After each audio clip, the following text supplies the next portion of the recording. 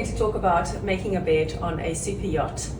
It is easiest to do this with two people, so if possible, always try to have someone working with you. It just makes things much quicker and much easier. This is a queen size bed. Mostly you're going to find a king or an XL king on super yachts, but on this instance, just so you have a reference of how big this is, a queen size bed. So we're going to make sure that our label is going to be tucked underneath and it's going to be at the bottom of the bed. So this is the bottom end of the bed with the label on the right hand side of the bed where I am. You're going to find the corner, and then you use that to find the corner of the mattress and tuck the one of the sheets down, pull up to the top and pull your sheet as tight as possible. Use your hands to smooth the sheet and tuck it underneath as tight as you can. Next, we're going to be putting our flat sheet onto the bed. So again, we're going to be looking for our label and making sure that's at the bottom of the bed. And we also need to decide how we're going to be placing this sheet. In this instance, what we're going to be doing is we're going to be taking the sheet to the top and then folding it back. So we want the seam to be the correct size as it folds back and not showing the wrong side of the seam. So we actually need to place the sheet upside down when we're making the bed. So let's start. Now this is where having two people really is beneficial, because it's much easier with two people to make sure that we both have the same size of the sheet on either side. So we do have the same size, which is great. So we're just going to pull that down, and then we're going to pull the top out. Okay, I'm going to make sure that the top of the sheet aligns with the top of the mattress, and we can pull all of this down again. And we're just going to double check again that we both have the same size.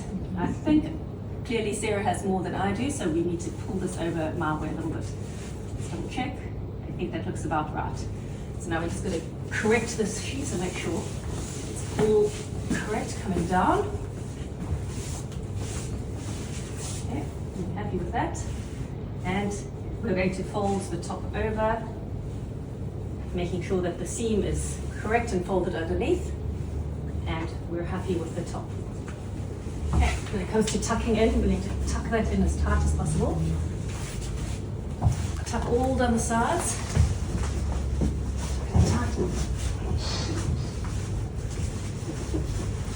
And when it comes to the corners, we're going to be wanting to make hospital corners and make this bed as neat as possible, the sheet as neat as possible. So for this hospital corner, we're going to make it so that it has a straight line down this side, and we're going to tuck this side underneath.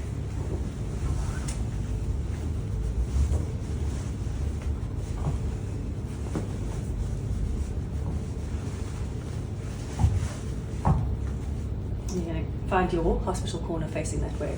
You must make sure that you're both doing things on the same way on both sides, because what you don't want, and this often happens if you're working by yourself, is you might fold it the correct way on Sarah's side, but then when you come to this side, if you fold this sheet under here, you're going to have a fold facing a different way.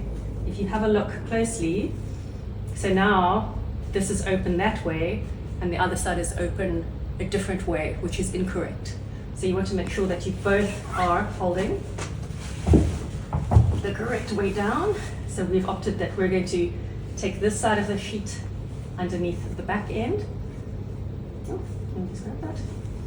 And we're going to make our hospital corner here. Nice and straight down. Okay, I'm ready to tuck all of this underneath. And then we can just neaten this and tie it up.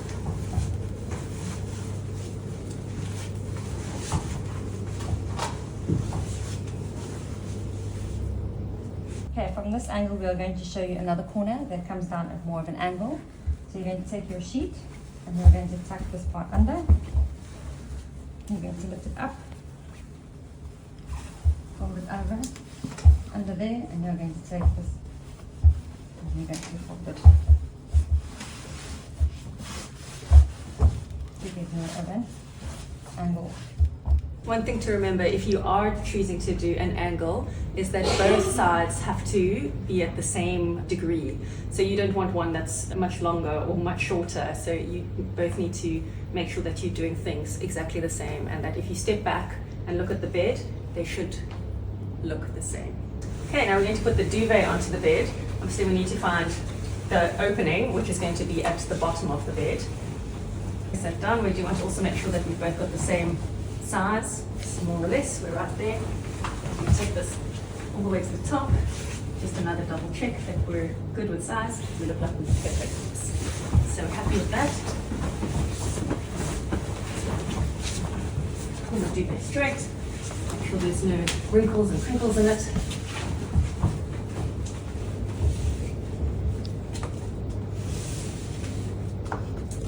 Okay, once your duvet is ready and you're all happy that you've got the same sizes either side, we're going to tuck the duvet in.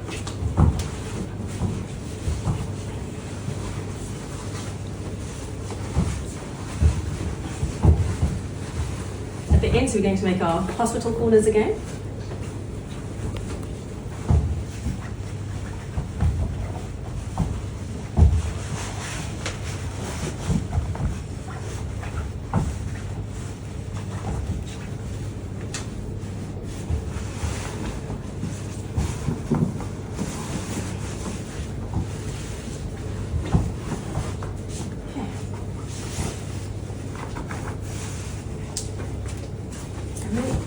To make sure everything is tucked nicely. And that's good. Find that your linen might be a little bit wrinkled and you actually want to iron your linen on your bed. And this is where these little smaller handheld irons come really in handy. So you will need an extension cable to be able to plug it in, and you can then just iron your bedding directly on your bed, which is going to make your life so much easier. The other alternative is you could actually just use a spray. So you can have Downy, or you can just make your own little Downy bottle, which is really just water. So I use distilled water with just a little dash of fabric softener, and you spray that on, and then you just smooth this out with your hands, and that will release any wrinkles. And if you make your own, it's a little bit less scented than what Downy is. Downy can be quite overpowering, so it's quite nice to just make your own. Just one thing to be aware of is that you don't want to spray so much that the bed then feels damp. You don't want your guests climbing into the bed and they have damp sheets and it's uncomfortable for them. We now put our pillows onto our bed.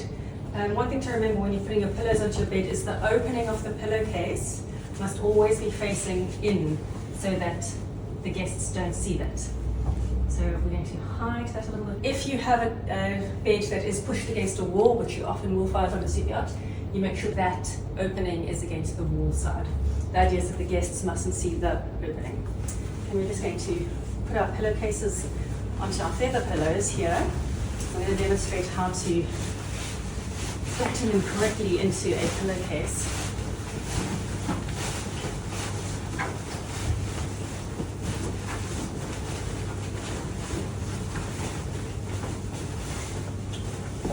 You want to make sure that the pillow is actually inside the flap, that's on the inside of the pillow.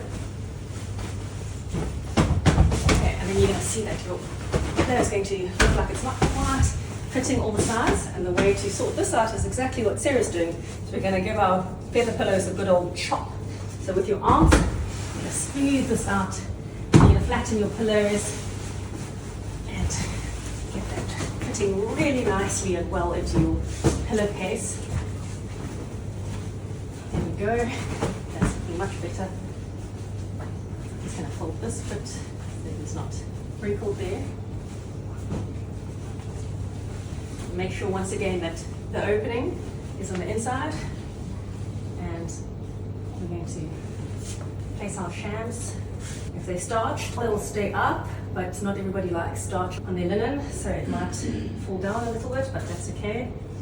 And then what you want to be doing is make sure you step to this side of the bed And make sure that your pillows are centered in the bed and everything is centered and looks good, and that the two pillows look the same.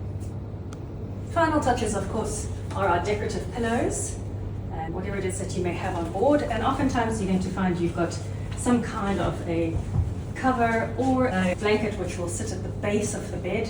So there will be numerous folds that you can do for this one. For this, we will just keep this at the bottom of the bed for decoration.